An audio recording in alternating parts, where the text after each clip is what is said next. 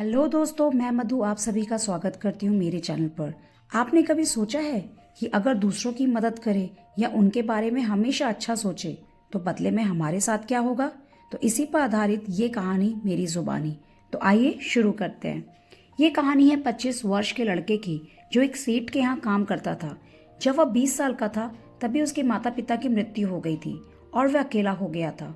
उसका जीवन बहुत ही कठिनाइयों के साथ गुजर रहा था।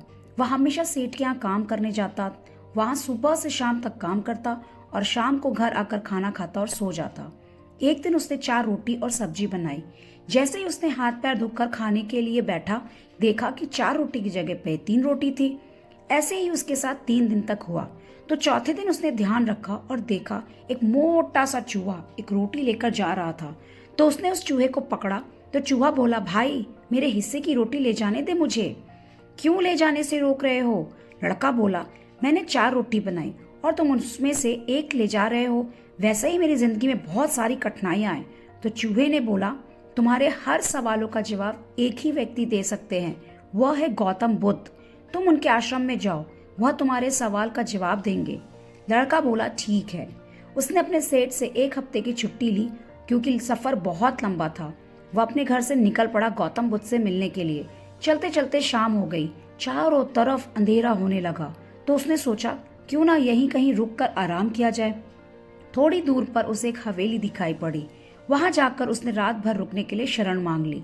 हवेली की जो मालकिन थी, उन्होंने उस लड़के से पूछा, बेटा तुम कहाँ जा रहे हो? लड़के ने जवाब दिया, मैं गौतम बुद्ध के आश्रम जा रहा हूँ, उनसे मिलने के लिए। मालकिन ने बोली, ये तो बहुत अच्छी जगह जा रहे हो। गौतम बुद्ध से मेरे लिए भी एक सवाल का जवाब लेते आना, अगर वो जवाब दे दे। लड़के ने कहा, ठीक है बताइए। मालकिन ने कहा, मेरी एक 20 साल की लड़की है जो कभी बोल नहीं सकती। तुम केवल इतना ही पूछ लेना कि वह कब बोलेगी। लड़का अगले दिन चल पड़ा। रास्ता बहुत बड़ा था। रास्ते में उसे बहुत बड़े बड़े पहाड़ मिले। उसे समझ नहीं आ रहा था कि कैसे इस रास्ते को पार करूं। तभी उसे एक जादूगर दिखाई दिया जो वहां बैठकर तपस्या कर रहा था। वह उस जादूगर के पास गया और उस लड़के ने बोला, हे मुझे गौतम बुद्ध से मिलने जाना है, लेकिन रास्ता बहुत कठिन है। रास्ते में ऊंचे ऊंचे पहाड़ है, मैं कैसे जाऊं? तो जादूगर ने कहा, मैं इस पहाड़ से तुम्हें बाहर निकाल सकता हूँ, लेकिन तुम्हें मेरा एक काम करना होगा। गौतम बुद्ध के पास जा रहे हो तो मेरा एक सवाल जरूर पूछना। लड़के ने कहा, ठीक है बताइए।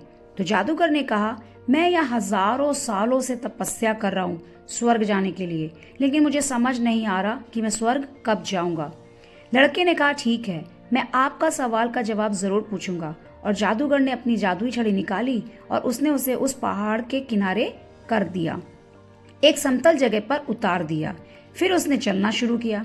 रास्ते में एक बहुत बड़ी नदी पड़ी। तो लड़के के आगे एक और समस्या आ गई। वह सोचने लगा कि मैं इस नदी को पार कैसे करूं। तभी उसे नदी में एक बहुत बड़ा कछुआ दिखाई दिया। तो उसने उस कछुए से मदद मांगी कि मुझे नदी पार करा दो। कछुए ने कहा, ठीक है मैं पार करा दूंगा, पहले ये बताओ तुम कहाँ जा रहे हो? लड़का बोला, मैं गौतम बुद्ध के आश्रम जा रहा हूँ। तो कछुआ बोला, ये तो बहुत अच्छी बात है। मेरा एक सवाल है, मैं 5000 साल से ड्रैगन बनना चाह रहा हूँ पर अभी तक बन नहीं पाया हूँ। तुम मेरे सवाल का जवाब जरूर लाना। लड़का बोला, ठीक है। कछुए ने नदी पार करा दी। वो चलते चलते आश्रम पहुंचा तो वहां देखा कि प्रवचन चल रहा है। वह भी प्रवचन में शामिल हो गया। जब प्रवचन समाप्त हुआ तो लड़के ने अपने सवाल पूछने चाहे तो गौतम बुद्ध ने कहा, आप केवल 3 प्रश्न पूछ सकते हैं। यह बात सुनकर लड़के ने सोचा कि मैं तो 4 सवाल पूछने वाला था, अब ये तो सिर्फ 3 ही सवाल के जवाब देने वाले हैं। बड़ी दुविधा में फंस गया हूँ, क्या करूं? उसने सबसे पहले हवेली वाली मालकिन के बारे में सोचा, जिसकी लड़की 20 साल से कुछ बोल नहीं सकती थी, जिसके कारण उनकी आंखों में आंसू हैं। उनका सवाल पूछना बहुत जरूरी है। दूसरा जो सवाल उसके दिमाग में आया, उस जादूगर के बारे में जो हजारों सालों से तपस्या कर रहा है स्वर्ग में जाने के लिए। तीसरा सवाल उसके दिमाग में आया, उस कछुए की जो 5000 सालों से ड्रैगन बनना चाहता है। उसने सोचा कि मैं तो सेठ के यहाँ नौकरी कर रहा हूँ, खाना खा रहा हूँ, और मेहनत करूंगा तो और अच्छा से कमाने लग जाऊंगा और सब कुछ ठीक हो जाएगा, लेकिन मुझे उन तीनों के जीवन में बदलाव लाना जरूरी है।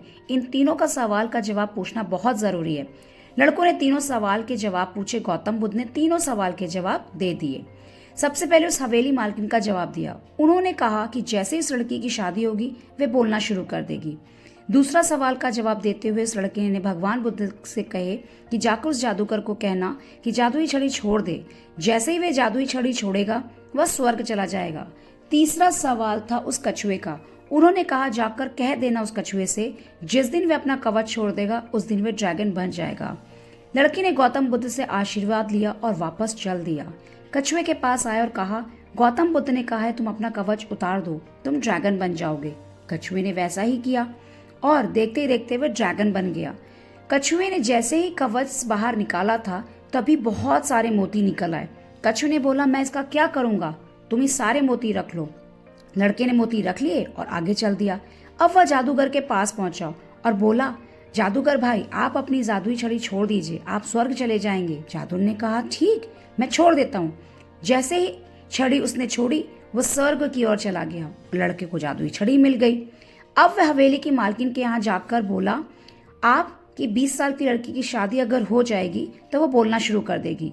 तो मालकिन ने बोला क्या बात है, तुमसे अच्छा और कौन लड़का मुझे मिलेगा। मालकिन ने लड़की को बुलाया, लड़की ने लड़के को देखा, लड़की ने लड़के को, और शादी दोनों की करवा दी। जैसे ही शादी हुई वैसे ही लड़की ने बोलना शुरू कर दिया। अब लड़के के पास सब कुछ आ गया था, हीरा मोती, जादुई छड़ी और एक अच्छा परिवार, केवल इसलिए क्योंकि उसने अपने सवालों का त्याग कर दिया था। तो आज की इस कहानी में हमें ये सीख मिलती है जब हम दूसरों के बारे में अच्छा सोचते हैं तो ऊपर वाला भी हमारे बारे में सोचता है। इसलिए हमेशा दूसरों की भलाई के बारे में सोचो। आशा करती हूँ कि आपको ये कहानी सुनने में पसंद आई होगी। कमेंट बॉक्स में जरूर लिखकर बताएं और मेरे चैनल को लाइक एंड सब्सक्राइब करें। धन्यवाद।